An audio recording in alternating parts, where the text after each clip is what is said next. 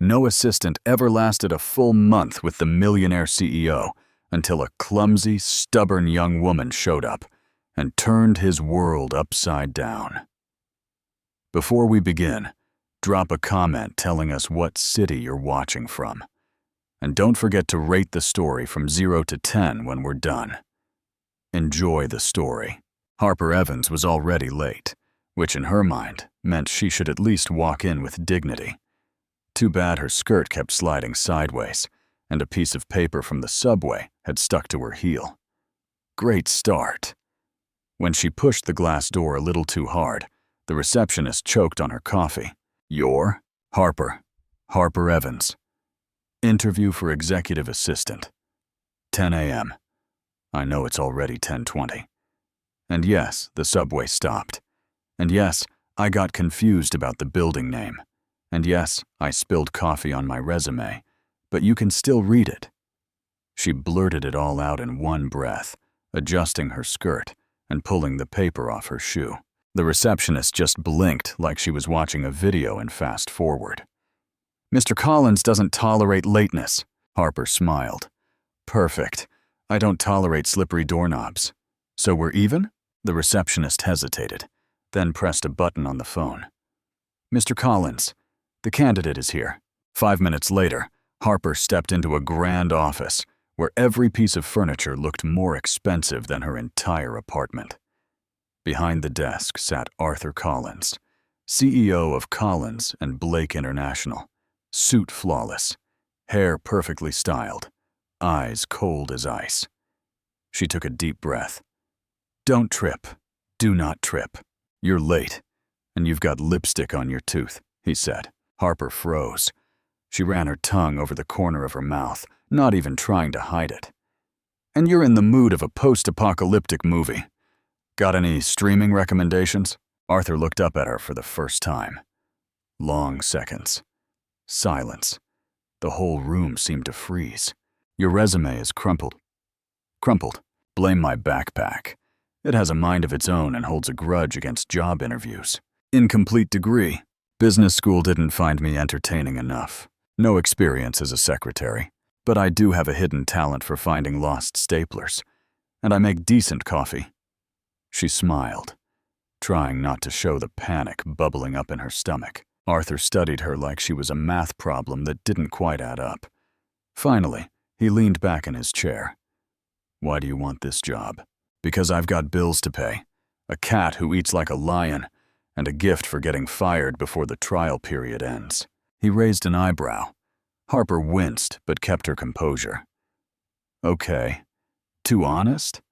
I can pretend I love corporate environments and colorful spreadsheets if that's what you prefer." Arthur let out a soft sigh. "Every candidate before you was well behaved. What a waste of time." She sat down without waiting for permission. "Good behavior is overrated." Another pause. Arthur closed the folder. "The position is temporary. 1-month trial. If you survive, you stay." "Survive sounds about right, judging by the look the receptionist gave me." Harper stood up, surprised she was still there. "Okay, Mr. Collins. Challenge accepted. This'll be fun. Or at least chaotic. Start tomorrow, 8 o'clock sharp." 8 o'clock sharp, 7:59, just to throw you off. As she left the office, skirt finally in place and lipstick fixed, Harper didn't notice the curious glances from the staff in the glass break room. Whispers started. "How long do you think she'll last?" one analyst murmured. "A week tops." "Did you see his face?" "I say 3 days. I'm betting 2. If she survives the wrong coffee order, it'll be a miracle." Inside the office, Arthur Collins slowly twirled his pen between his fingers, still thinking about that oddly honest candidate. Something about her bothered him, or maybe challenged him. He wasn't sure yet. Harper showed up at exactly 7:59, just like she said. The receptionist watched her like she was witnessing a rare natural phenomenon. In the elevator, she overheard 2 employees whispering. "The new assistant started today," one said. "Poor thing. Remember Amanda? She lasted 3 weeks, cried in the bathroom for the last 5 days. And Patricia? 2 weeks, quit by email at 2 in the morning. Record was Susan, 6 days, ran out during lunch and never came back. Harper pretended not to hear, but her stomach tightened. When the elevator reached the 32nd floor, she took a deep breath and walked over to the desk that would be her new home for the next 30 days. If she made it that far, the desk was placed right outside Arthur's office, like a control station. Or a battlefield trench. Harper looked over his calendar. Meetings booked every hour. No breaks. Not even to breathe, apparently. At 8:15, Arthur stepped out of his office for the first time. He stopped when he saw Harper organizing the files into colorful stacks. "What are you doing?" "Creating a system. Green for urgent. Yellow for important. Blue for can wait until the end of time. There's already a system, and it's worked perfectly for 5 years. Harper looked at him, at his cold stare. "Well, now we have 2 systems. A little competition is healthy." Arthur stared at her for a full 3 seconds. Then he went back into his office, closing the door a bit harder than necessary. 15 minutes later, the phone rang. Harper answered with enthusiasm. "Collins and Blake International. This is Harper speaking. How can I help make your day fantastic?" Silence on the other end. "Sorry, who's calling?" "It's me, Harper, the new secretary. Who would you like to speak with?"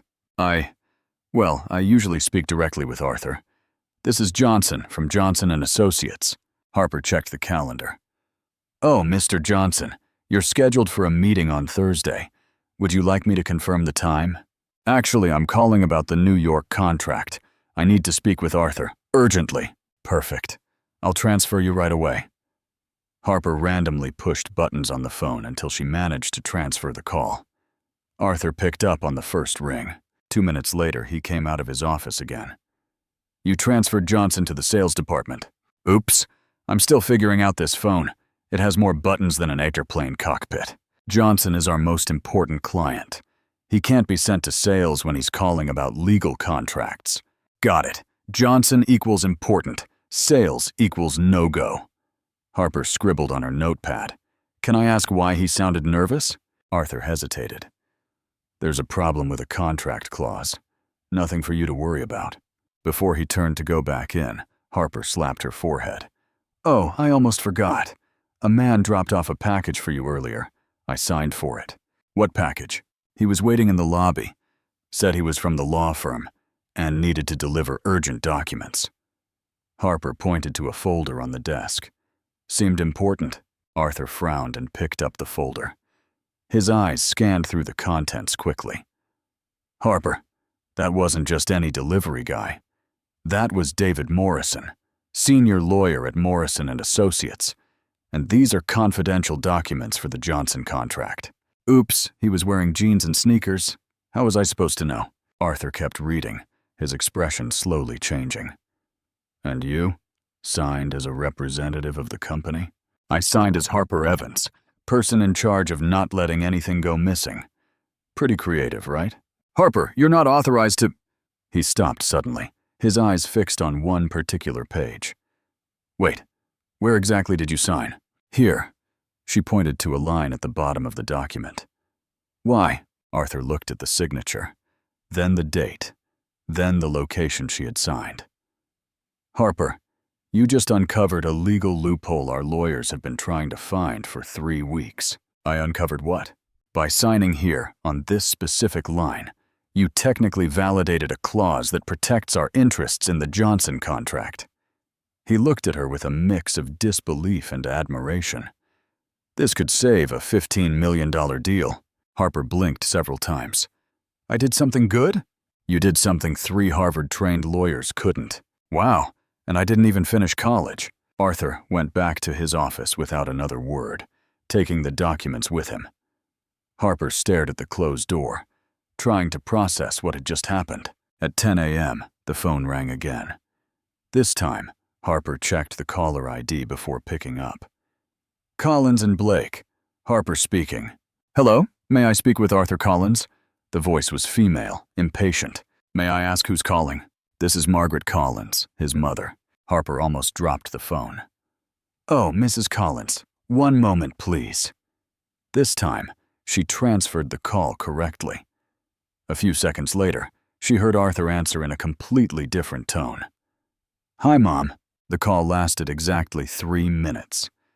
When Arthur hung up, Harper heard a deep sigh from his office. At 11, he left for an external meeting. Harper took the chance to explore her new desk a bit more. In the third drawer, she found a 100-page manual. Executive Secretary Manual. Protocols and Guidelines for the CEO's Assistant. She flipped through it quickly.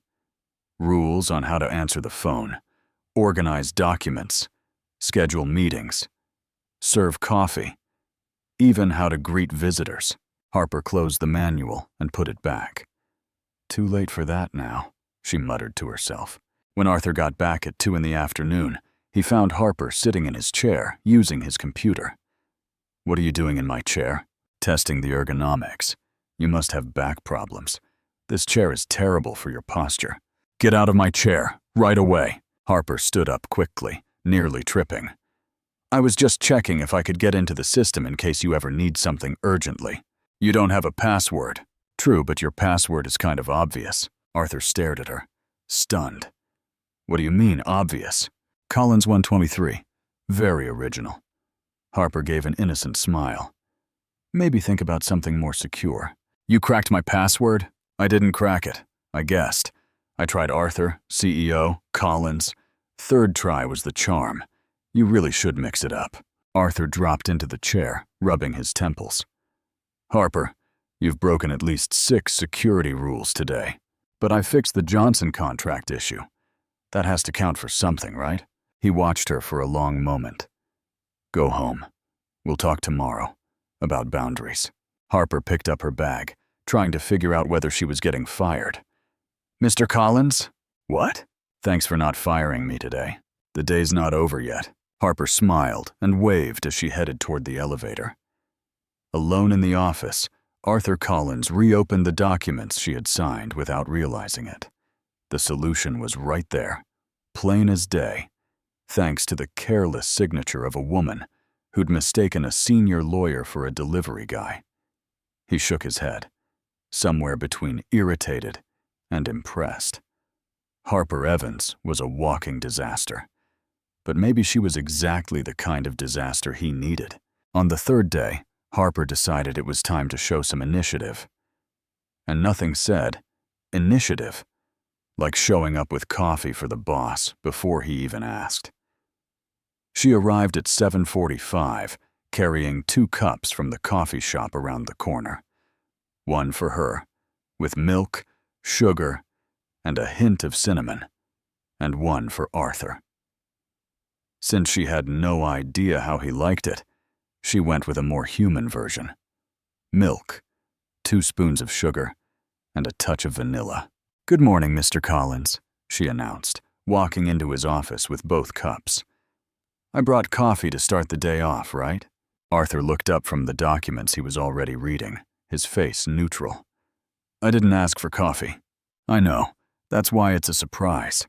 Harper placed the cup on his desk with a bright smile. "It's a latte with sugar and vanilla. I bet you'll love it." Arthur looked at the cup like it might explode. "I drink my coffee black. Everyone drinks it black until they try a good latte.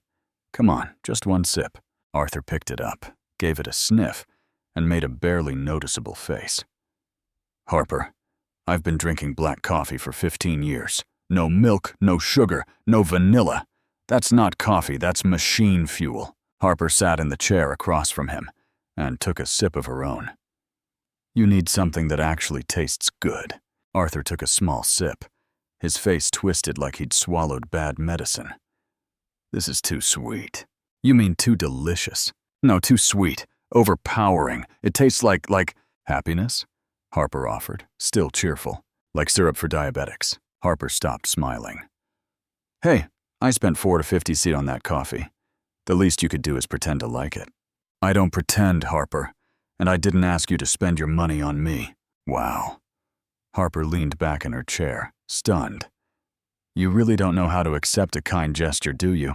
It's not about kindness. It's about efficiency. I have a routine that's worked for years." "Routine?" Harper gave a short laugh. You mean that thing where you show up, check emails, drink awful coffee, ignore everyone around you and leave, that routine? Arthur set the cup down a little harder than necessary. My routine got me here. This company makes millions because I keep standards high. High standards or high walls? Harper leaned forward. Because from where I'm sitting, it looks more like you've built a fortress around yourself. Harper, no, let me finish. She pointed at him. You treat coffee like it's life or death. You talk to people like they're malfunctioning robots. And I'm willing to bet that when you go home at night, you eat dinner alone watching the financial news. Arthur didn't answer, but his eyes flashed. You don't know anything about my life. I know you look like a robot in a suit who forgot how to smile. The silence that followed was so heavy, Harper could almost taste it in the air. Arthur slowly stood up, placing his hands on the desk. A robot? A very well-dressed robot, Harper corrected, trying to keep her voice steady. With a perfect schedule and a strong dislike for anything that has flavor. Harper, you've been here 3 days. 3. And you think you can analyze my personality based on how I take my coffee? I don't need 3 weeks to notice you have the charm of a broken vending machine. Arthur walked around the desk and stopped right in front of her. Harper swallowed hard, but didn't back down.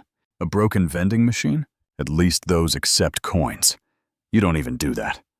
Harper, and before you complain about how honest I am, just remember you hired me because I'm not like the other well-behaved candidates. The phone rang just then, slicing through the tension like a knife. Harper answered automatically without looking away from Arthur. Collins and Blake, Harper speaking. I need to speak to Arthur right away. It's about the West Coast expansion proposal. Harper recognized the voice. Mr. Johnson, the important client. Mr. Johnson, how are you, sir? Can I help you with anything before I transfer the call? Actually, yes, you can. I'm worried about the numbers we saw yesterday. The California market looks unstable, and I'm not sure this is the right time to expand. Harper looked at Arthur, who was still standing beside the desk, clearly listening in. Mr. Johnson, may I ask, are you concerned about short-term instability or long-term? Well, both, to be honest. Harper bit her lip, thinking fast. Have you seen the news about the new tax incentive law that passed in California last week? Silence on the other end. What law? The Business Investment Incentive Act. It offers up to 30% in tax breaks for companies that set up operations there in the next 18 months. Harper glanced at Arthur, who now looked surprised. If Collins and Blake moves in now, you could take advantage of that window and get a serious lead over the competition. Didn't know about that law. It passed last Thursday, but hasn't been widely reported yet. Most companies won't find out until it's too late. Arthur stared at her in disbelief. Harper, can you transfer the call now? He whispered. Of course, Mr. Johnson. I'll transfer you to Mr. Collins right away. But if I may, I'd suggest speeding things up. Opportunities like this don't come around every day. Thank you, Harper. You just saved my morning. Harper transferred the call and leaned back in her chair, her heart pounding. Arthur picked up on speaker. Johnson, tell me, I just heard what I think I heard. Arthur, that assistant of yours is a gem. How did she know about that California law? I would like to know that too. The call went on for another 20 minutes. When Arthur finally hung up, he just looked at Harper for a long moment. How did you know about that law? Harper fiddled with her bag strap. I read a lot, and when I don't have anything to do, I browse news sites. I saw the article on Friday and thought it was interesting. You read California legislation in your spare time? I read everything, news, blogs, even medicine labels when I'm really bored. She shrugged. You never know when a random piece of information will come in handy. Arthur sat back in his chair, still processing everything that had just happened. Harper, you just gave Johnson information that could be worth millions to us. Nice. Does that make up for the coffee you hated? Arthur almost smiled. Almost. The coffee was still terrible, and you still act like a robot. But a robot who occasionally admits when someone helped him. Outside the office in the open area, a small crowd had gathered near the coffee machine. Everyone pretended to be busy, but they were clearly trying to hear the conversation. "Did she just call in what?" whispered Marina from accounting. "A robot in a suit," replied Carlos from legal. "And a broken vending machine. She's crazy," muttered Jennifer from marketing. "Nobody talks to Arthur Collins like that." "But it worked," said David, the intern. "Did you see how focused he was when she spoke to Johnson?" "She'll be fired by Friday," guessed Marina. "I'm not so sure," said Carlos. "Did you hear that call? She just saved $1 million contract." Back in the office, Arthur was typing something on his computer. "Harper, about the coffee." I know. You like it black. No sugar, no flavor, no joy, no vanilla," he corrected, this time with something close to a smile. "I can tolerate the rest." Harper blinked, surprised. Was that almost a joke? That was a factual correction. Of course it was. Harper smiled. "I'll bring plain black coffee tomorrow, but I'm still bringing colorful napkins just to annoy you." "Harper?" "Yes. Nice move with the California law." Harper felt her face get warm. "Thank you, Mr. Collins." "Arthur. You can call me Arthur." "Really? Don't get used to it. It's only because you saved $15 million today." Harper smiled and went back to her desk, feeling an odd sense of victory. Through the glass door, Arthur Collins watched his new secretary sorting files while humming quietly. She was a mess, impulsive, stubborn, completely unpredictable. And it seemed exactly what he hadn't realized he needed, even if her coffee was truly awful. On Friday, Arthur walked over to Harper's desk with an air of authority and said, "You need to go to the company's year-end party," he announced, like he was talking about the weather. Harper stopped organizing the files and looked at him. "I need to? It's mandatory for executive staff, but I'm a secretary. You're my executive assistant. Technically, you're part of the executive team." Harper blinked a few times. "Since when?" "Since you saved 3 contracts this week and found out our accountant was charging double for basic services." It was true. After the California law incident, Harper had really thrown herself into the work, and apparently, she had a natural talent for spotting problems no one else noticed. "Arthur, I don't have anything to wear to a corporate party. It's on Saturday at 8. Wear something." "Appropriate." Define appropriate. Arthur studied her for a moment, noticing the faded jeans and the colorful cat print blouse. Something without animals on it. On Saturday at 6 in the evening, Harper stood in front of a mirror at a dress rental shop, questioning all her life choices. "This one is perfect for you," the saleswoman said, adjusting a bright red dress. "It catches the eye just enough." Harper looked at herself in the mirror. The dress was beautiful, but definitely attention-grabbing. Cherry red fitted just right, with an elegant but bold neckline. "Isn't it a little too red?" "Dear, you have to stand out. A corporate party is a social battleground. You either make an impression or you disappear." An hour later, Harper was at the entrance of the 5-star hotel where the party was being held, trying not to trip in high heels. The red dress stood out sharply against the neutral, understated tones of the other guests. She took a deep breath and stepped into the elegantly decorated ballroom. Crystal chandeliers, tables with white tablecloths, and a string quartet playing classical music in the background. "This isn't a party," she muttered to herself. "It's a fancy funeral." Trying to look confident, Harper headed toward the bar. That's when her heels seemed to take on a life of its own. She stumbled badly, arms flailing for balance. Unfortunately, her hands hit a tray of champagne glasses the waiter was carrying. The tray flew through the air in slow motion. 6 crystal glasses crashed down, headed straight for Arthur Collins, who was talking with a group of investors a few feet away. "Oh no," Harper whispered, watching the disaster unfold. Arthur turned just as the glasses were inches from his perfectly pressed tuxedo. With impressive reflexes, he dodged, making the champagne splash onto the floor instead of himself. The entire room went quiet. Complete silence. Harper stood there in the middle of the broken glass, her face as red as her dress. "I am sorry?" Arthur looked her over. His tux was spotless, though there were a few drops of champagne on his shoes. Instead of blowing up, as Harper expected, he just let out a long sigh. "Are you all right?" "I what?" "I asked if you're all right. Did you cut yourself on the glass?" Harper looked down, surprised by the question. "No, I don't think so." Arthur signaled to the waiter, who quickly started cleaning up the shards. "Let's get out of here," he said, offering her his arm. They walked over to a quieter balcony, away from the curious stares of the other guests. "Arthur, I'm so sorry. I know you hate being the center of attention and—" "Harper." "Yes?" "Breathe." She obeyed, taking a deep breath. "Better?" "A little." Harper leaned on the balcony railing. "You're not going to fire me for almost turning you into a champagne fountain?" Arthur leaned next to her. "I've thought worse things about you." That was almost a compliment. It was a factual observation.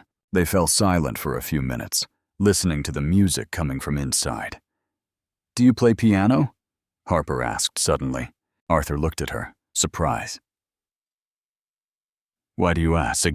"You were watching the pianist in there with such a thoughtful expression, like someone who recognizes the music in a different way.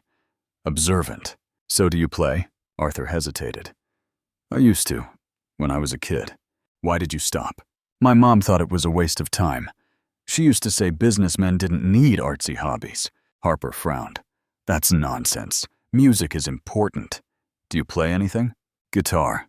Not very well, but I try." She smiled. "I always wanted to learn piano, but I never had the money for lessons. It's hard at first, but once you get the hang of it, is it like learning another language?" "Exactly." Arthur looked at her with genuine interest. "How did you know I played?" "Your hands. You've got pianist fingers. Long, graceful. And when the music was playing, your fingers started moving on their own, like they were playing in the air." Arthur looked down at his hands like he was seeing them for the first time. "You're very observant for someone who trips on flat rugs." "Selective focus, it's a talent." They both laughed, a low yet easy laugh that surprised them. "Arthur, can I ask you something?" "Sure." "Do you like birthday parties?" His expression changed immediately. "I hate them." "Why?" "They always felt like obligations. My mom used to throw big parties when I was a kid, but they were more about impressing her friends than making me. Wear a suit, shake hands with adults pretending to care, and just wait for it to be over." Harper felt a pang in her chest. "That's really sad." "That's life." "No, it's not. A birthday party should be about you, about people who actually care being there. So what would your ideal party look like?" Harper thought for a moment. "Pizza, good music, silly games, people laughing until their stomachs hurt, and a cake with way too much frosting because there's no such thing as too much frosting." "That sounds chaotic." "That sounds fun." Arthur was about to respond when the balcony door opened. Marcus from sales came stumbling out, slightly tipsy. "Well, look who's here," he said, clearly drunk. "The prettiest assistant in the company." Harper shrank a little. "Hi, Marcus." "Harper, you look amazing in that dress." Marcus stepped in closer than he needed to. "How about a dance?" "Thanks, but I'm talking with Arthur right now." "Oh, come on. Leave the boss for a few minutes. He won't mind." "Actually, she said no," Arthur said, his voice suddenly cold. "Relax, Arthur. It's just a dance." Marcus ignored her refusal and reached for Harper's hand. She pulled back, but he kept going and grabbed her wrist. "Marcus, please. Come on, don't be shy." Before Harper could react, Arthur stepped in front of her, placing himself between them. "Take your hands off her. Now." "Hey, take it easy." "Now, Marcus." Arthur's voice left no room for argument. Marcus let go of Harper's wrist immediately. "Sorry, man. I didn't know you two were, Go back to the party and drink some coffee." Marcus left quickly, leaving them alone again. Harper rubbed her wrist, even though Marcus hadn't really hurt her. "Thank you. Does he always do that?" "Sometimes when he's had too much. It's never been serious, but it Shouldn't happen. Harper looked at Arthur, noticing the tension in his shoulders, the way his hands were clenched. Are you okay? I'm fine. What matters is that you're okay. Something in the way he said that made Harper's heart beat a little faster. Arthur? Yes. Thanks for not leaving me alone with him. Harper? Yes. Thanks for reminding me that parties can be about more than just obligations. They looked at each other for a moment that lasted longer than it probably should have. We should get back, Arthur said finally. Probably. But neither of them moved. Something had changed on that balcony. Something subtle but real.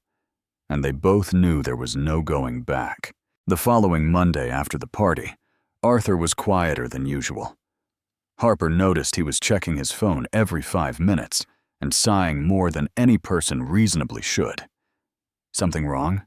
She asked, sorting his mail on the desk. My mother's coming to New York. Is that bad? She wants to introduce me to a friend's daughter, a lawyer, Yale graduate, perfect to start a successful family. He made air quotes, clearly annoyed. Harper stopped sorting papers. And you don't want to meet her? Harper, I know the type. She'll talk about expensive wine, European vacations, and how she plans to support my career while redesigning an apartment that isn't even hers yet. Wow. Do you have a problem with ambitious women? I have a problem with people who see me as a life project instead of a person. The phone rang before Harper could answer.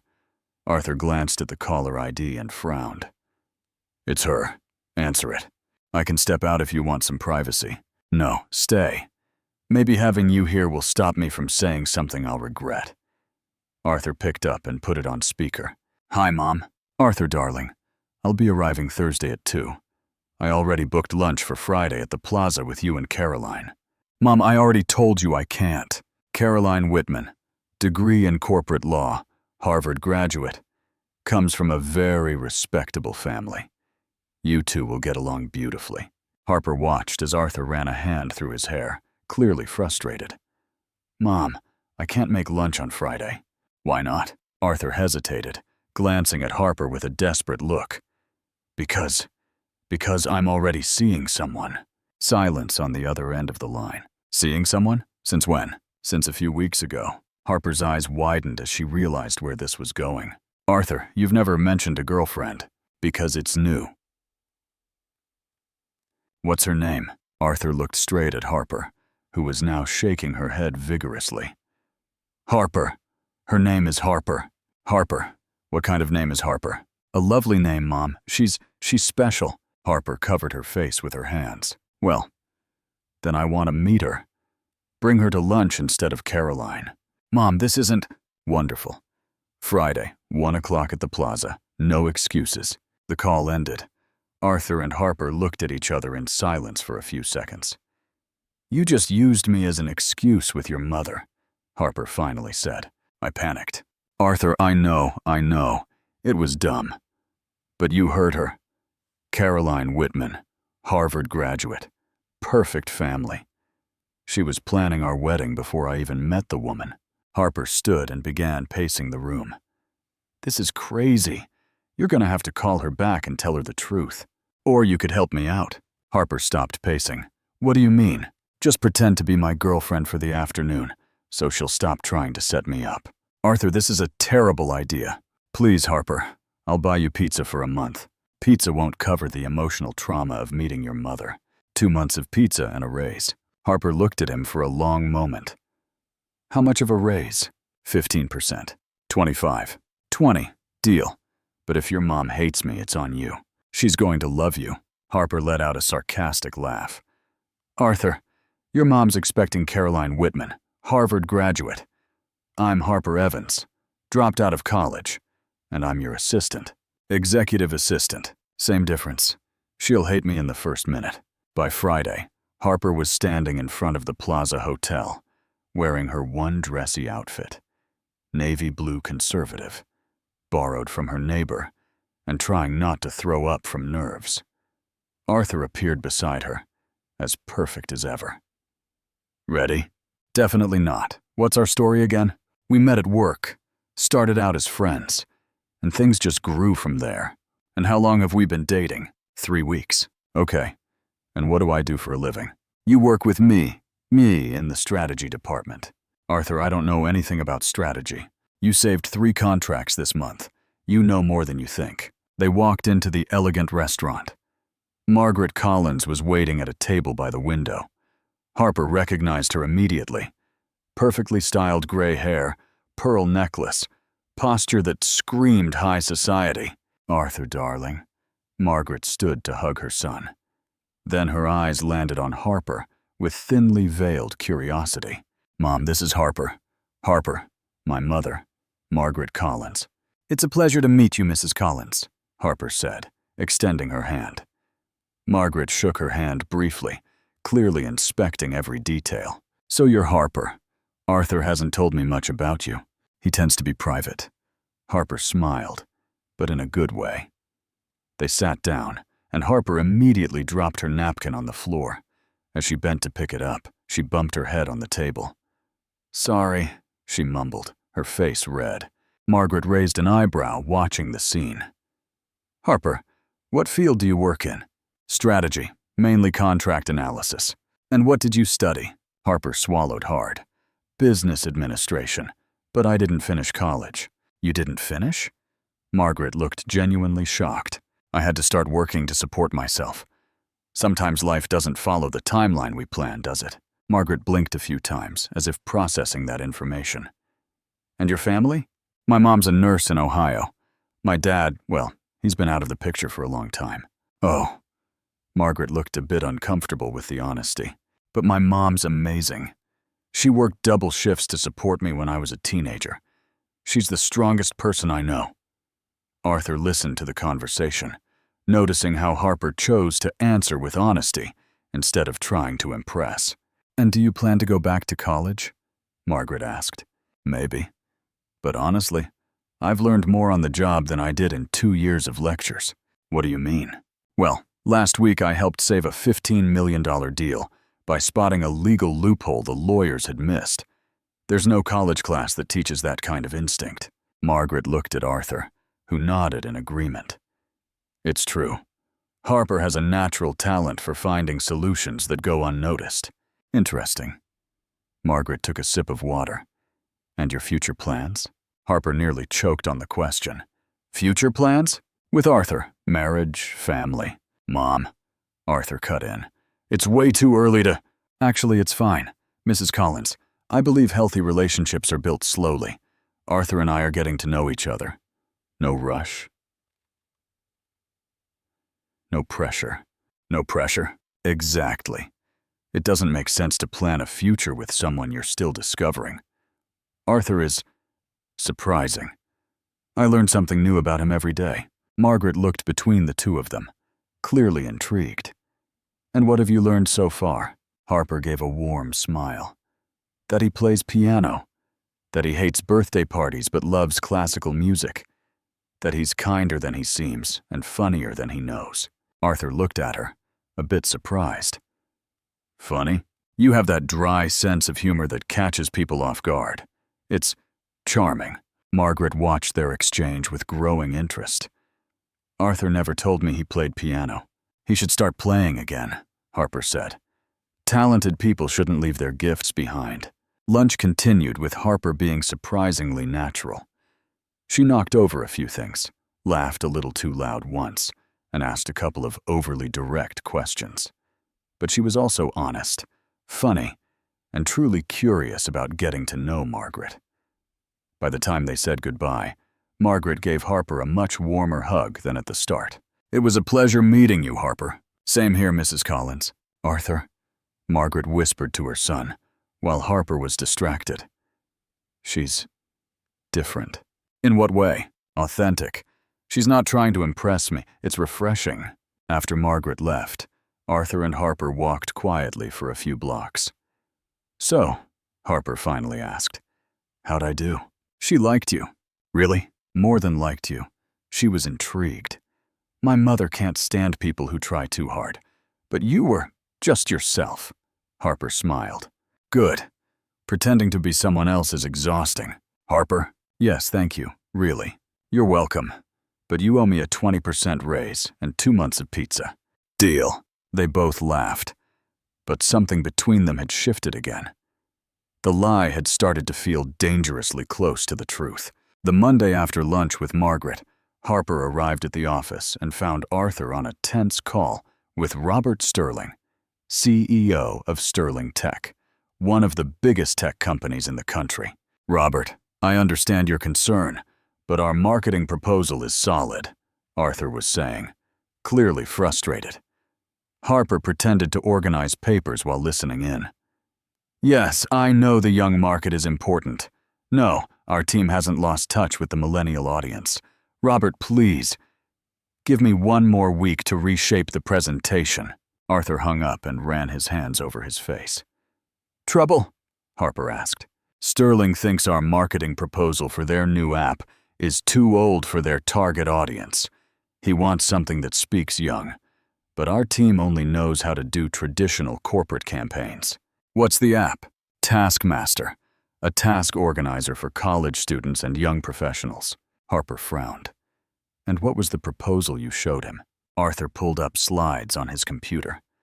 Sleek corporate images, slogans like, efficiency is the path to success, and smiling models in spotless office settings. Arthur, this looks like an ad for life insurance. What do you mean? Young people don't live like that. Their lives are chaotic. They're juggling work, school, social life, and existential anxiety. This campaign talks to robots, not real people. Arthur leaned back in his chair. So how would you do it? Harper thought for a moment, biting her lip. Raw honesty. Show the actual chaos. Something like, your room's a war zone. You missed 3 deadlines this week, and you've been living on ramen noodles. But at least your tasks are organized in Taskmaster. Arthur blinked. That's very specific, because it's real. Young people love it when someone admits life is messy. No one wants to pretend they've got it all together. Harper, marketing doesn't work like that. You can't. And using memes, she cut in, excited. That meme of the dog sitting in the fire saying, this is fine. Perfect for Taskmaster. Your life is burning down, but your tasks are in order. This is fine. Arthur looked at her like she'd just suggested selling ice cream in the Arctic. Memes? In a corporate campaign? Arthur, Sterling wants to reach young people, and young people speak in memes. It's practically its own language. Before Arthur could answer, the door opened. Robert Sterling walked in with his team, an hour early for the meeting. Arthur, I hope you've got something new to show me, Robert said, shaking his hand. Robert, you're early. The meeting was scheduled for. I changed my mind. I want to see what you've got right now. Arthur glanced nervously at Harper, who was sitting at her desk with a stack of papers. Of course. I'll call the marketing team. Actually, Harper stood up suddenly. May I present an alternative idea? Arthur stared at her in horror. Harper, this isn't. Who is she? Robert asked, curious. Harper Evans, strategic assistant, she answered, before Arthur could speak. And I have a proposal that could completely change the way you speak to your audience. Arthur tried to step in, but Robert seemed interested. Go on. Harper picked up a marker and walked to the whiteboard. Taskmaster isn't just an organization app. It's a lifeline for people drowning in their own chaos. She began drawing simple figures on the board. Campaign. At least one thing is in order. Scene 1. A young guy wakes up late. His room's a mess. Clothes everywhere. He looks at his phone and sees all his tasks neatly listed in Taskmaster. Line. Your life's a mess, but your priorities aren't. Robert leaned forward, intrigued. Scene 2. A student in the library, surrounded by books, looking panicked. She opens Taskmaster and breathes a sigh of relief. Line. When everything's out of control, at least you know what to do first. Arthur looked pale, but Robert was smiling. And how would you make this go viral? Harper grinned. Authentic memes. Partner with influencers who actually use the app day to day. No actors pretending to be organized. Real people showing how Taskmaster helps them survive their chaotic lives. Memes? One of Robert's executives asked. Exactly. I'm watching my life fall apart, but at least my tasks are in Taskmaster. Harper mimicked the popular Drake meme using hand gestures. Robert burst out laughing. That's brilliant. You're finally speaking our language. Arthur tried to take control of the situation. Robert, this is just an early concept. Our team still needs to develop. There's nothing to develop. Robert interrupted. This is exactly the kind of energy we've been looking for. Harper, can you lead this campaign? Harper looked at Arthur, who seemed on the verge of a nervous breakdown. Well, it would be an honor. Perfect. I want a full proposal by Friday, with timeline, budget, everything. Robert shook Harper's hand enthusiastically. Arthur, you found a gem. This young woman understands the younger market better than any agency we've worked with. When Robert and his team left, Arthur closed the door and turned to Harper. What just happened? I saved the deal? Harper, you just committed to leading a multi-million-dollar campaign without checking with anyone. But he liked the idea. That's not the point.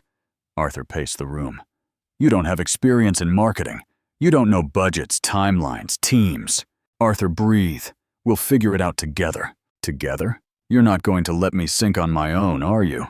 Arthur looked at her for a long moment. Harper, you just committed us to our biggest client and saved our account. Sterling was ready to drop us. That doesn't mean... The door opened again. David from legal came in, beaming. Guys, Sterling just signed a 2-year contract extension. They loved the new creative direction. After David left, Arthur dropped into his chair. Harper, do you realize what you've done? Saved our jobs? You? He ran his hands through his hair. You just reinvented our entire marketing strategy in 15 minutes. Out in the common area, the rumors had already started. Harper's leading the Sterling campaign? Marina whispered. She's only been here, 1 month? Carlos replied. And now she's a strategic assistant? Jennifer rolled her eyes. Clearly something's going on between her and Arthur. Or maybe she's just really good at what she does, David said. Oh, please, nobody rises that fast without a little extra help. Back in the office, Arthur was on the phone, pulling together a team to support Harper.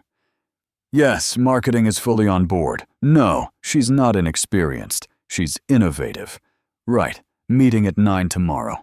When he hung up, he looked at Harper. Congratulations. You've officially been promoted to Senior Strategic Assistant. Really? Sterling insisted, and the board approved a 30% raise in your salary. Harper jumped out of her chair. Arthur, that's amazing. Harper, yes. If this campaign fails, we're both getting fired. Then we'd better make it work. Arthur looked at her, noticing the determined spark in her eyes. Why do I feel like I just unleashed a hurricane on the company? Because you did. Harper smiled. But the kind of hurricane that leaves everything better once it passes. Arthur shook his head, somewhere between impressed and terrified. Harper Evans had arrived as a temporary secretary. Now she was leading the company's biggest campaign, and he was starting to realize he couldn't imagine the office without her creative chaos, even if that scared him more than he wanted to admit. It was Thursday, 11 o'clock at night, and Harper was still at the office, putting the final touches on the proposal for Sterling. Arthur had insisted on staying too, going over every detail with the obsession of someone who feared a misplaced comma could cost $15 million. Arthur, for the 10th time, the presentation is perfect, Harper said, glancing at him over a stack of papers. You need to stop revising. Just one more pass through the Q3 numbers, he muttered, eyes still on the screen. Harper noticed he looked paler than usual and had touched his forehead several times in the last hour. Are you okay? You look a little. I'm fine. Arthur cut her off, but his voice sounded hoarse. 15 minutes later, Harper heard a strange noise coming from his office. She looked up and saw Arthur holding his head in his hands. Arthur? He didn't answer. Harper got up and walked into the office, Arthur was clearly struggling to keep his eyes open, his face flushed and sweaty. "You have a fever," she said, touching his forehead. His skin was burning. "I don't have a fever. I have work to do." "Arthur, you're literally burning up. When's the last time you ate?" He tried to remember, and couldn't. "I don't know. Yesterday? Maybe the day before?" "Oh my God." Harper shook her head. "You're worse than a stubborn child. Come on, get up." "Harper, I need to finish. What you need is medicine and rest. The presentation can wait." Arthur tried to argue, but a wave of dizziness made him grab onto the desk. "Okay, maybe I do need 5 minutes." Harper helped him up, slipping her arm around his waist. 5 minutes. Nothing. You're lying down now." She guided him to the break room in the back of the office, a small space with a couch, a little table, and a mini fridge that was rarely used. "Harper, this is ridiculous. I don't need." "Sit." She gently pushed him down onto the couch. "And stay quiet while I take care of you." Arthur sank into the couch, surprised by the relief he felt at finally giving in to what his body had been begging for. Harper disappeared for a few minutes and came back with a steaming mug, some pills, and a towel with ice. Chamomile tea from the break room, 2 ibuprofen I found in the first aid kit, and ice to bring the fever down, she announced, setting everything on the table. "Where'd you find chamomile tea?" "Jennifer from marketing has a whole collection in her cabinet. I borrowed it without asking." Harper sat at the edge of the couch. "Take your medicine." Arthur obeyed without complaint, which told Harper just how sick he really was. She placed the cool towel on his forehead, and Arthur closed his eyes, letting out a long sigh. "Better?" "Much." He opened his eyes and looked at her. "Harper, you don't have to do this." "Of course I do. Somebody has to take care of you, since you clearly won't do it yourself. I can take care of myself." "Really? When was the last time you took a day off?" Arthur thought for a moment. "Last Christmas." "Arthur, that was almost a year ago. I like working. You like hiding and work. That's different." Harper adjusted the towel on his forehead. "Why do you do this to yourself?" "Do what?" "Punish yourself. Shut people out. Act like you don't deserve a life outside this company." Arthur stayed quiet for a moment, eyes closed. The fever and exhaustion had worn down his usual defenses. "My mother always said that successful men don't have time for weakness," he finally said, voice low. "Illness is weakness. Needing others is weakness. Depending on someone is weakness." Harper felt a knot in her chest. "Arthur, that's awful." "It's efficient. Or it was until you showed up." "What do you mean?" Arthur opened his eyes, looking at her with a vulnerable expression. Harper had never seen before. "You mess everything up. My routine, my rules, my ability to keep my distance." He paused, breathing hard. "And the worst part is I can't imagine the office without you anymore." Harper held her breath. "Arthur, when I was a kid, whenever I got sick, my mother would send the nanny to take care of me. She said she didn't have time for unnecessary drama." He closed his eyes again. "I learned that being sick meant being alone. That's so lonely. That's why I never let myself rely on anyone. It's safer." Harper felt tears sting her eyes. Without thinking, she took his hand. "You're not alone now." Arthur looked down at their joined hands, surprised. Normally, he would have pulled away, but this time, he squeezed her hand back. "Harper, I'm scared." "Scared of what?" "Of getting used to this. To you taking care of me. To needing you."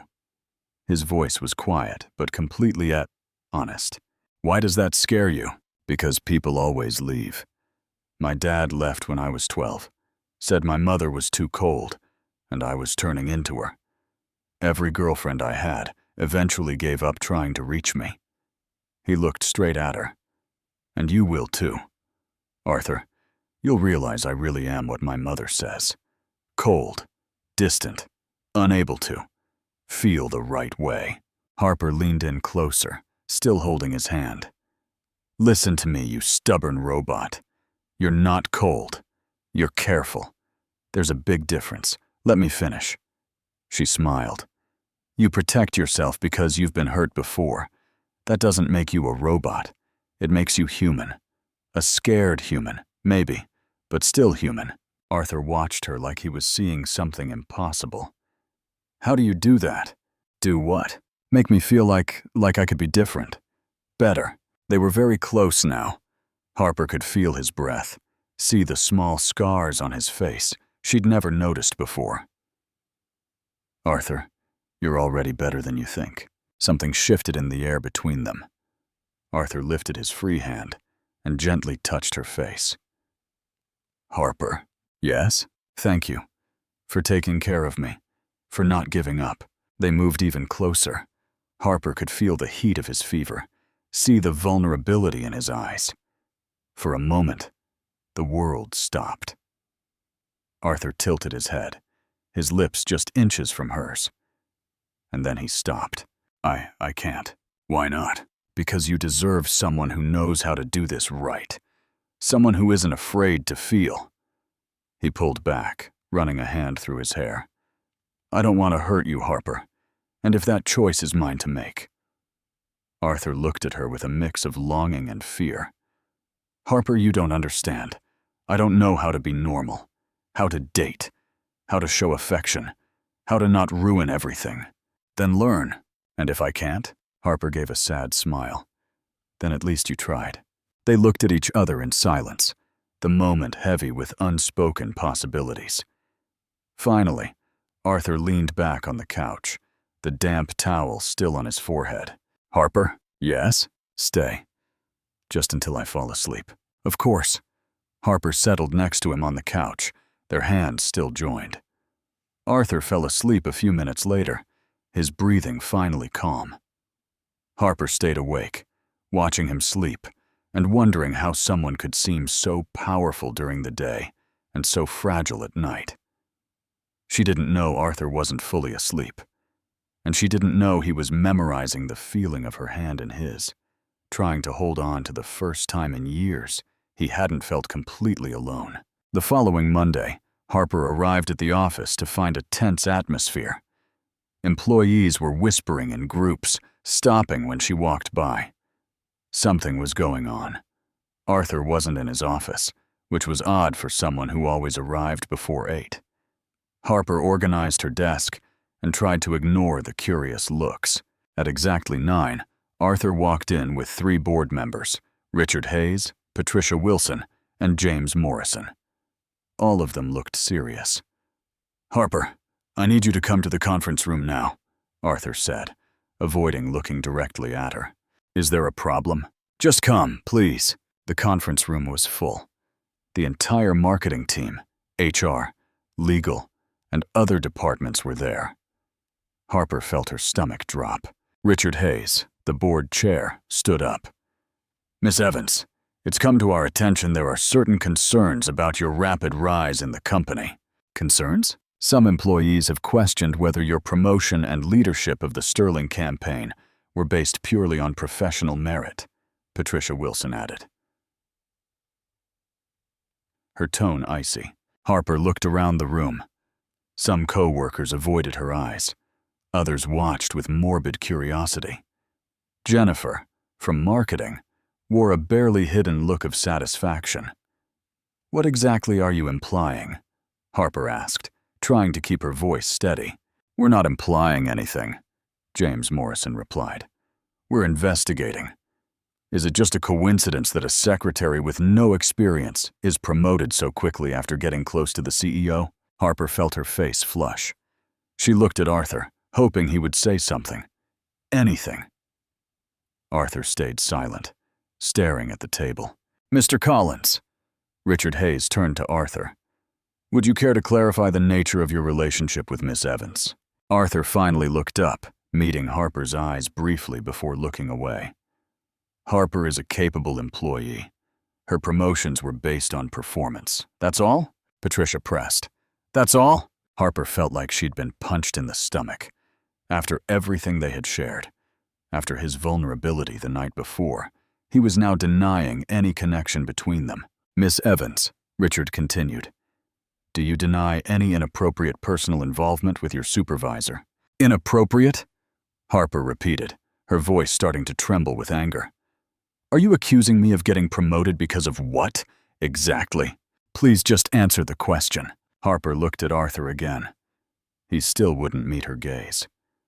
There is nothing inappropriate about my professional relationship with Mr. Collins, and on a personal level, there is no personal relationship. The words came out bitter. Technically true, but it hurt to say them. Richard glanced at some documents. Several witnesses reported seeing the two of you together outside the office, at the Plaza Hotel, for example. A business meeting, Arthur said quickly. With your mother present? Patricia raised an eyebrow. An awkward silence filled the room. Look, Harper stood up, unable to take it any longer. I don't know who started these rumors, but I can prove my professional value. The Sterling campaign increased company contracts by 40%. I saved 3 deals that were about to fall through. I implemented systems that saved. No one's questioning the results, James interrupted. We're questioning the methods. The methods? Harper let out a dry laugh. You want to know my methods? I work 12-hour days. I read everything about our clients. I research the market in my own time, and I genuinely care about the success of this company. Miss Evans, please calm down, Richard said. Calm down? You're tearing apart my professional reputation based on gossip and I should calm down? Harper looked at Arthur one last time, hoping he'd say something in her defense. He stayed silent. You know what? Harper grabbed her bag. I won't stay here and be humiliated by people who'd rather believe rumors than results. Miss Evans, I resign. Effective immediately. A shocked murmur swept through the room. Harper, it doesn't have to end like this. Arthur finally spoke, his voice quiet. Harper turned to him, eyes flashing with anger and hurt. Now you speak? After sitting there and letting them tear me apart? She shook her head. You are exactly what I thought you were on day one. A cold robot who cares about no one but himself.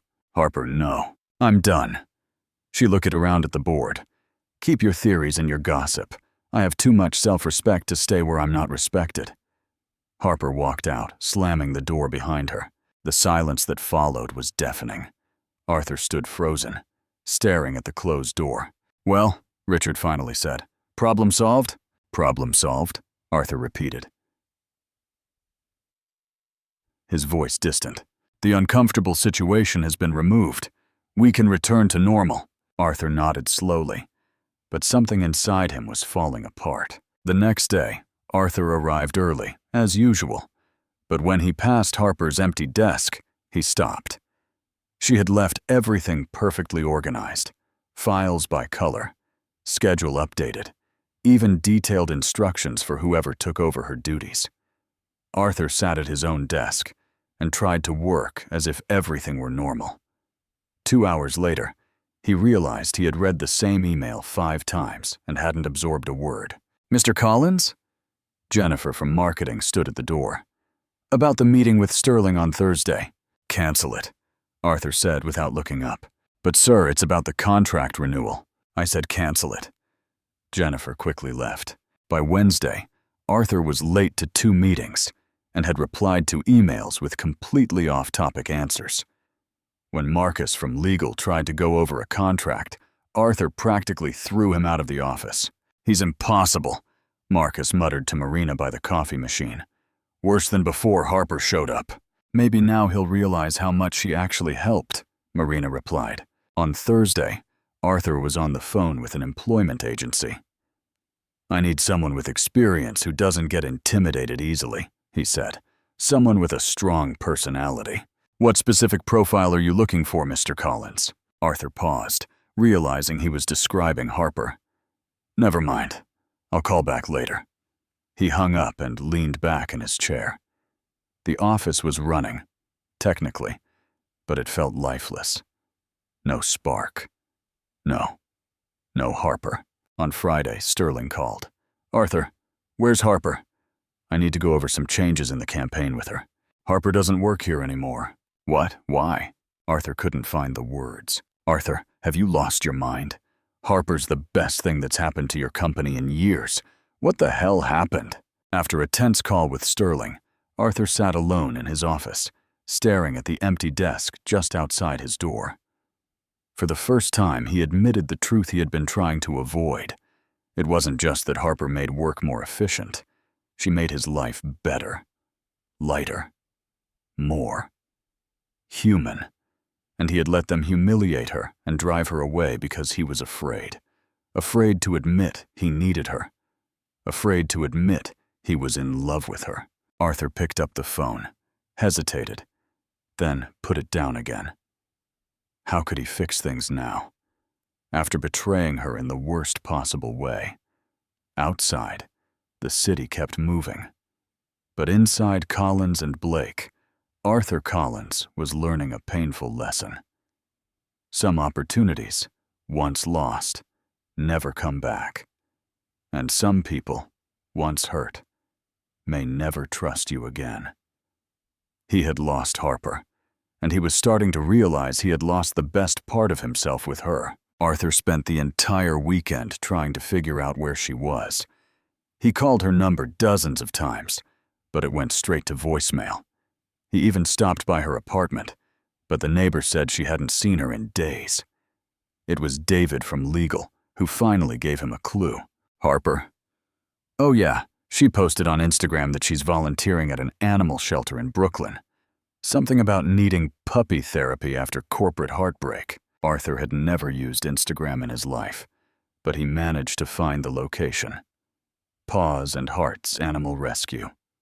On Sunday morning, he drove to Brooklyn with a bouquet of pink peonies, Harper's favorite flowers, according to the receptionist, and a carefully rehearsed speech he'd practiced in the mirror for an hour. The shelter was a small building surrounded by outdoor pens and kennels. Arthur parked, adjusted his suit, completely wrong for this, and headed to the entrance. "Can I help you?" a volunteer at the front desk asked.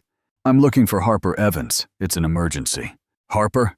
She's in the rescued pig pen. Out that door. Take a right. You can't miss it." Arthur followed the directions, mentally running through his speech. "Harper, I made a terrible mistake. You're essential to the company, and to..." He stopped abruptly when he saw the scene in front of him. Harper was sitting in the middle of a pen, surrounded by hay, with a little pink piglet in her lap. She was wearing old jeans, rubber boots, and a t-shirt stained with mud. She was talking to the animal like it was a baby. "No, Bentley, you can't eat my bracelet. It's not food," she said, laughing as the piglet tried to nibble on her wrist. Arthur stood by the fence, holding the bouquet, completely unsure of how to proceed. "Excuse me," he called out. Harper looked up, and her expression shifted instantly from cheerful to ice-cold. "What are you doing here?" "I need to talk to you. We have nothing to talk about." Harper turned her attention back to the pig. "Besides, I'm busy. Bentley here was abandoned by people who thought he was no longer useful." The jab landed hard. Arthur opened the gate and stepped into the pen, holding the bouquet like a shield. "Harper, please, let me explain." "Explain what? How you sat there in silence while they humiliated me?" Harper finally looked at him. "Or how you denied there was ever anything between us. I was trying to protect you." "That's not true. You were protecting yourself." Arthur took a step forward, ready to hand her the flowers, but stepped right into a mud puddle. His foot slipped, and he fell spectacularly, landing flat on his back in a pile of hay. The bouquet flew out of his hands, petals scattering everywhere. Bentley, startled, jumped off Harper's lap and ran straight toward Arthur, who was now covered in straw and mud. "Get off! Get off!" Arthur tried to shake off the little pig, but Bentley decided the expensive suit was the perfect place to rub himself. Harper couldn't hold back a laugh. "Bentley, leave the man alone," she said, picking up the animal. Arthur sat down in the straw, his tie crooked, hair a mess, bits of hay sticking out everywhere. "This wasn't exactly the entrance I had planned," he muttered. "I can imagine." Arthur stood up, trying to brush off his suit, but only made it worse. "Harper, I know I ruined everything. I know I don't deserve your forgiveness, but you need to know you were right about me. Right about what? I'm a coward. When the board went after you, I should have defended you. I should have said you're the most capable person I've ever worked with, that you saved more contracts in 2 months than our team did in a year. Harper kept holding Bentley, but Arthur could tell she was listening. But instead, I got scared. Scared they'd find out you weren't just my assistant, that you were, that you are. What, Arthur? Arthur took a deep breath. The person who reminded me what it's like to feel something, to laugh, to not always be alone. Bentley chose that moment to make a loud, snorting noise. Harper set him on the ground, and he immediately waddled back over to Arthur and started chewing on the hem of his pants. I think he likes you, Harper said, trying not to smile. Harper, I know I don't have the right to ask this, but come back. To the company? To the company. To me. Arthur got down on one knee in the straw, ignoring the pig now tugging at his tie. I want you on my team, and in my life. Harper watched him for a long moment. Arthur, you hurt me. A lot. I know, and I'll spend the rest of my life trying to make up for it, if you'll let me. And if the board tries to humiliate me again, then they'll have to go through me first. Arthur looked her straight in the eyes. Harper, you're the best thing that's happened to me in years, not just professionally. You make me want to be a better person. A volunteer walked past the pen just then, quietly recording the scene on her phone. Arthur Collins, CEO of Collins & Blake, kneeling in a pig pen, declaring himself to a woman, while a pig tried to destroy his $1,000 tie. Arthur, I know I don't deserve another chance, but if you give me one, promise I'll never let anyone question your worth again, professionally or personally. Harper stayed silent, watching him. Arthur on one knee in the straw, dirty and covered in hay, with a pig attached to his tie, apologizing with more honesty than she'd ever seen in him. Bentley, let go of the man's tie, she finally said. Arthur looked down and seemed to really notice the pig for the first time. He's eating my tie. Was it an expensive tie? Very. Then he has good taste. Arthur let out a real laugh. Harper Evans, will you come back to work with me? And maybe have dinner with me? Without pigs this time? Harper stepped closer, picked up Bentley, and looked at Arthur. On one condition.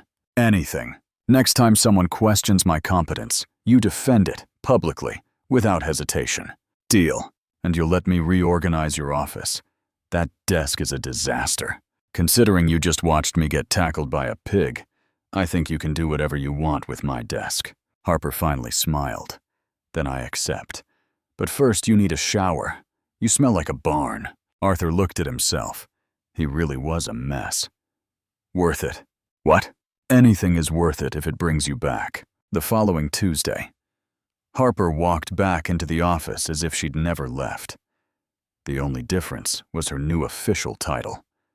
Director of Creative Strategy, unanimously approved by the board, after Arthur threatened to resign if they didn't accept. The Sterling campaign was exploding.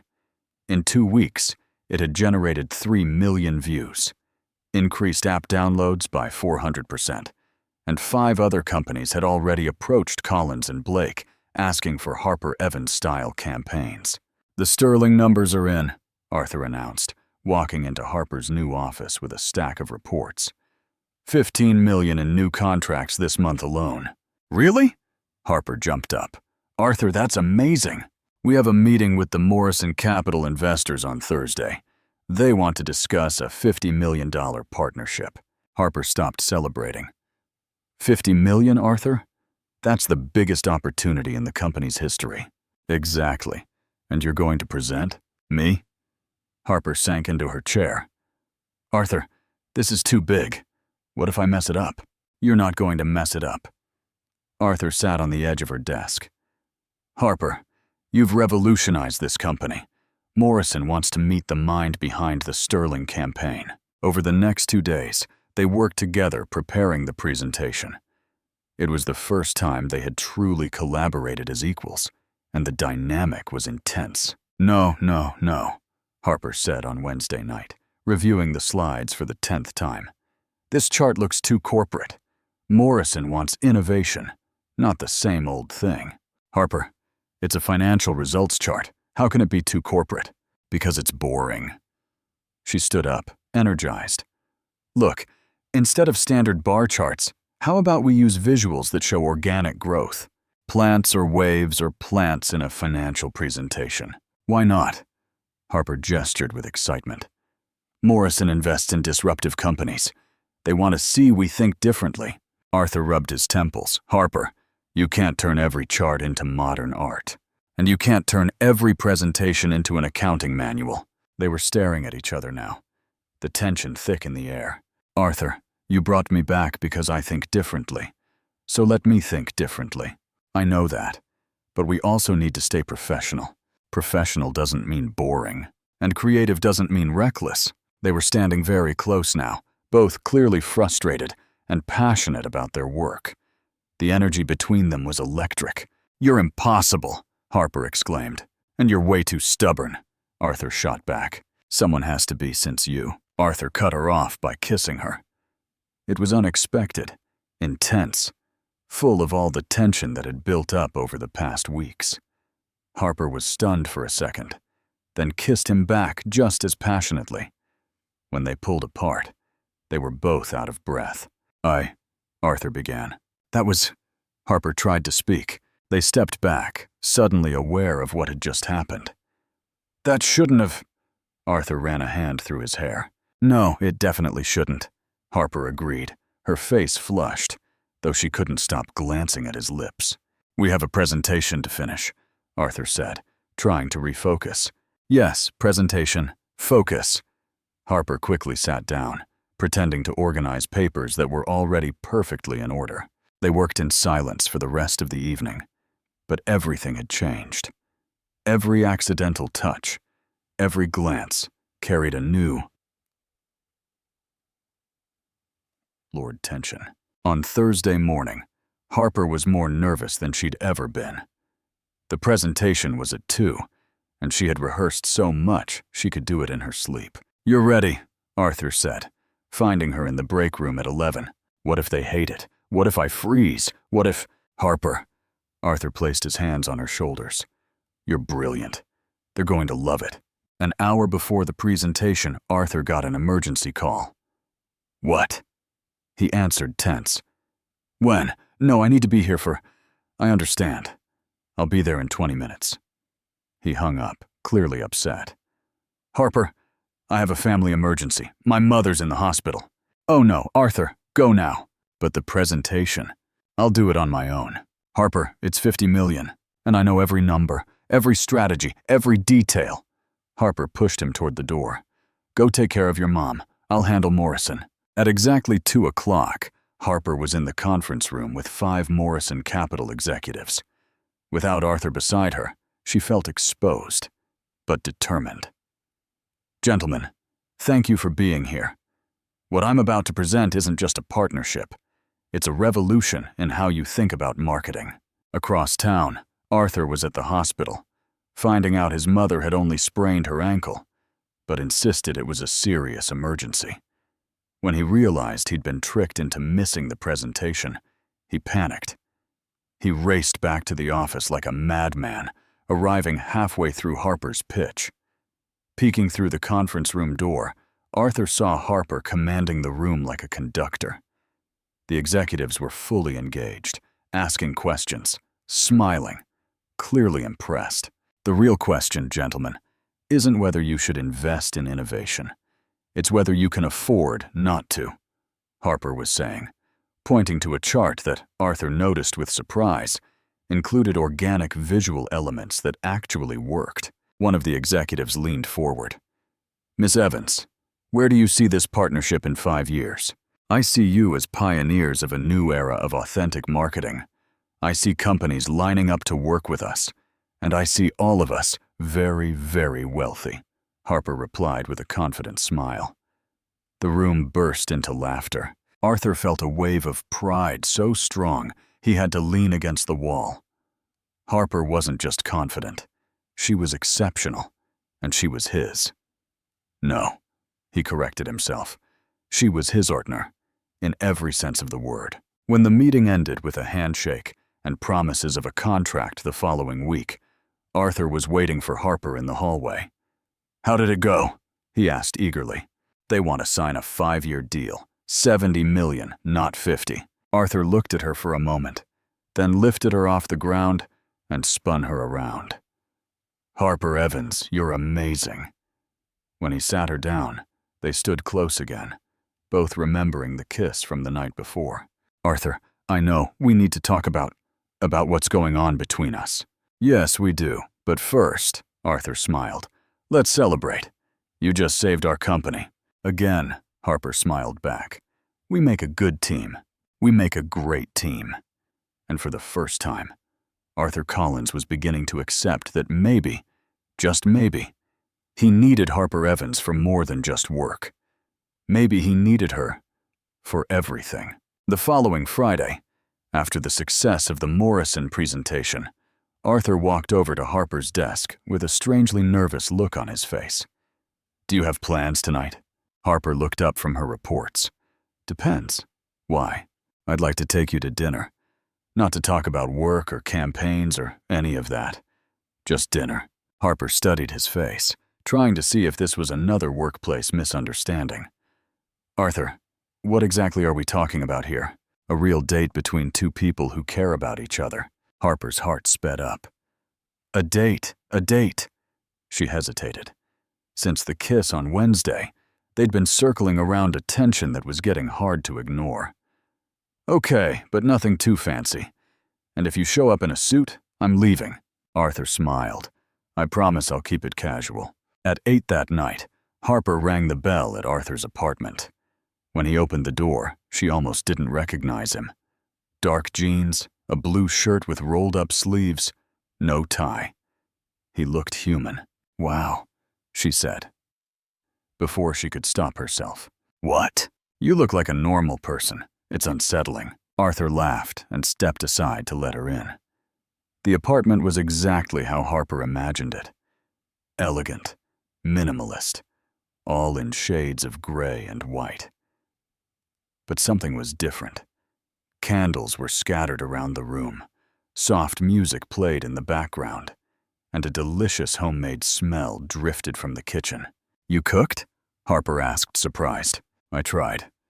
Arthur looked genuinely nervous. "Grilled salmon, asparagus risotto, and a salad I managed not to burn." Arthur Collins cooks, who knew? YouTube is a surprisingly educational tool. They sat down at the table, and Harper immediately noticed something different. Arthur was quiet, not in his usual controlled way, but genuinely shy. "The food's delicious," she said after a few minutes of silence. "Thank you."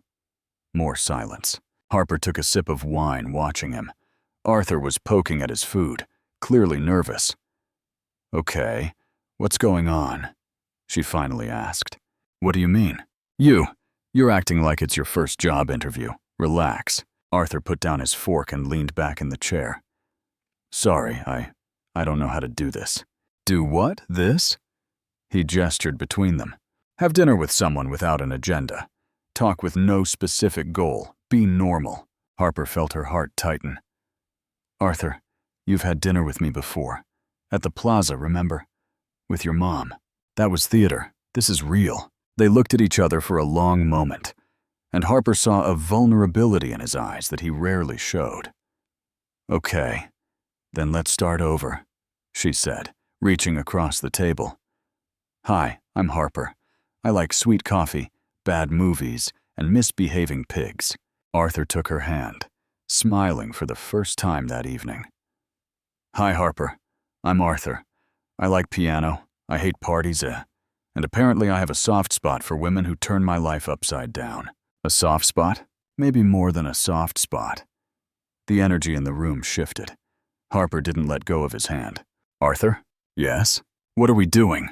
"Honestly, I have no idea." They laughed, and the tension finally melted. The conversation flowed easily through the rest of dinner. Arthur told her about the time he tried to learn guitar and gave up after a week. Harper admitted she once dreamed of being a ballerina until she realized she had the coordination of a drunk penguin. When they finished eating, Arthur served dessert, tiramisu, which he clearly hadn't made himself.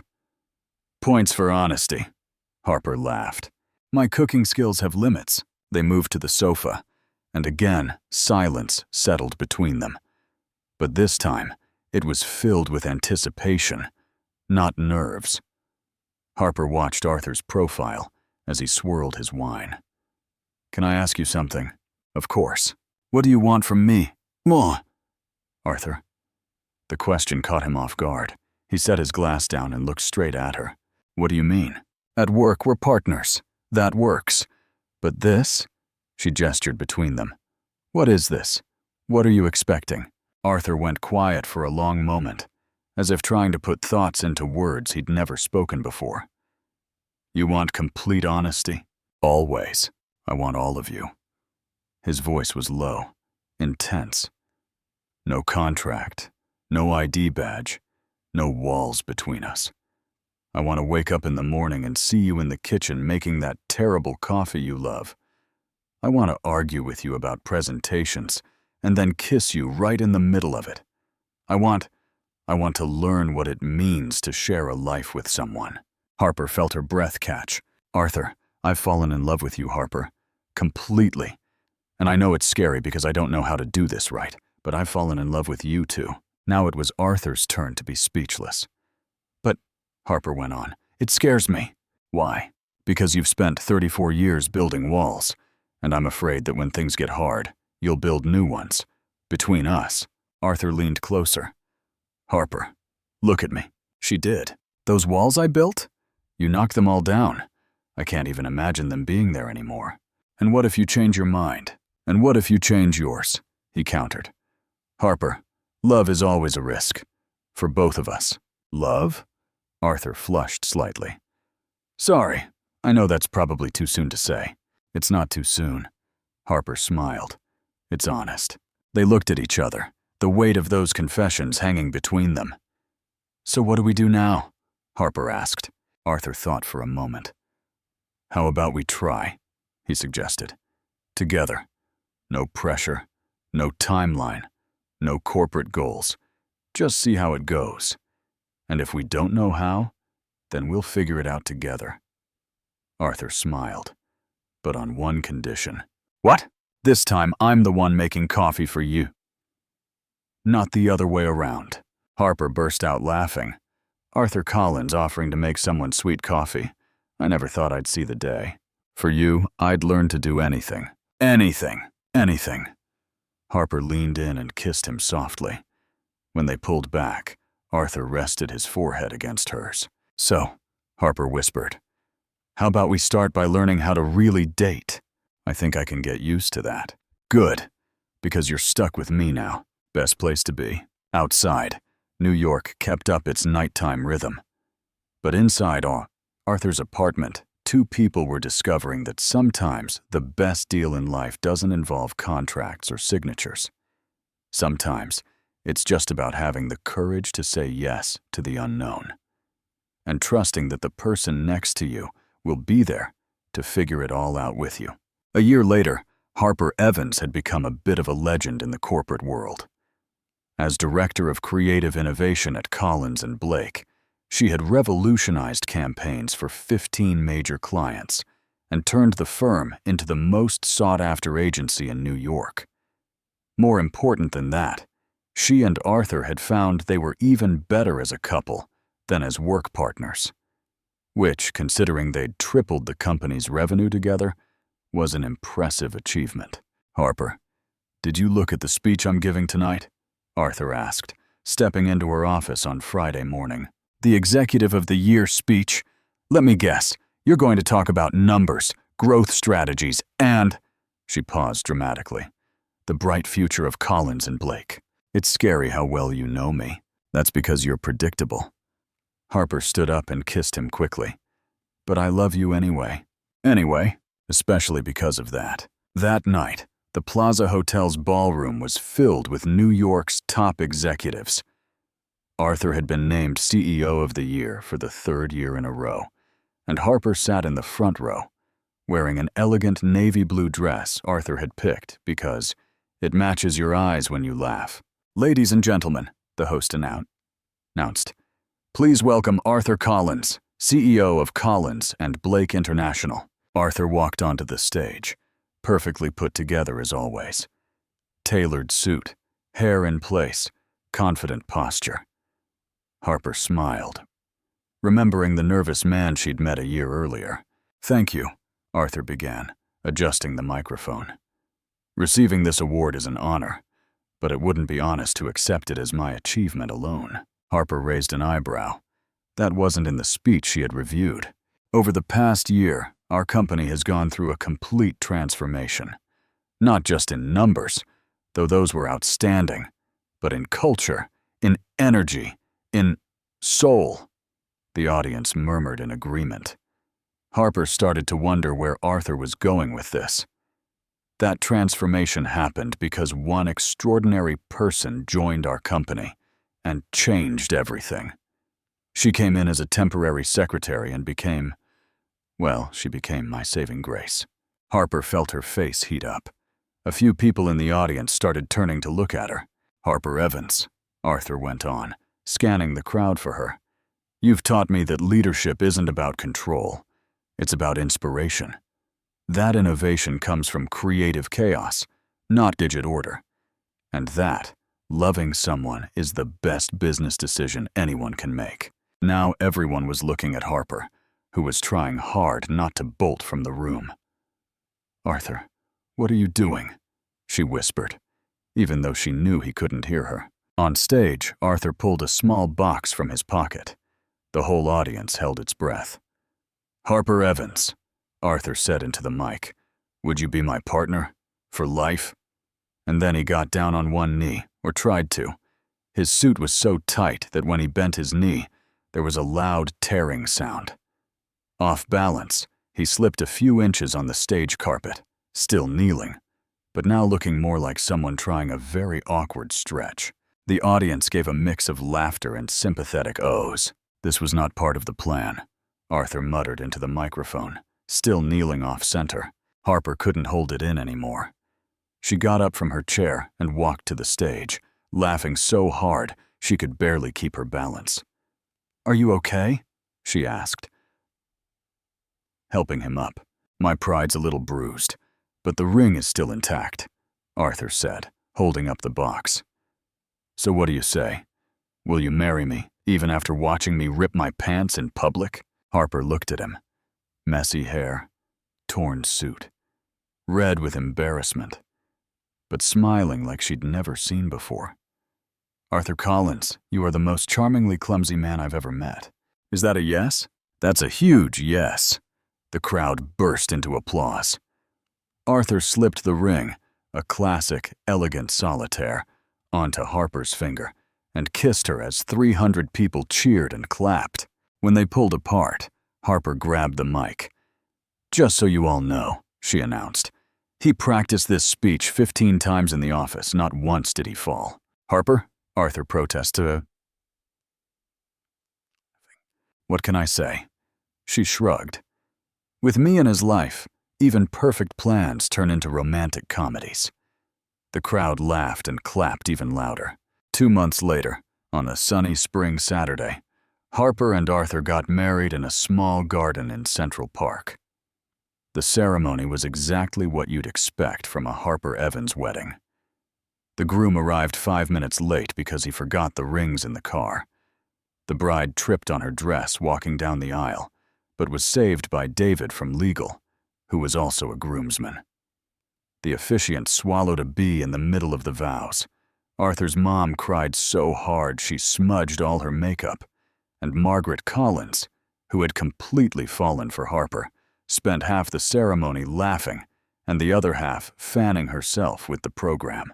"Do you promise to love, honor, and put up with each other's annoying habits until death do you part?" the officiant asked, after finally recovering from the bee incident.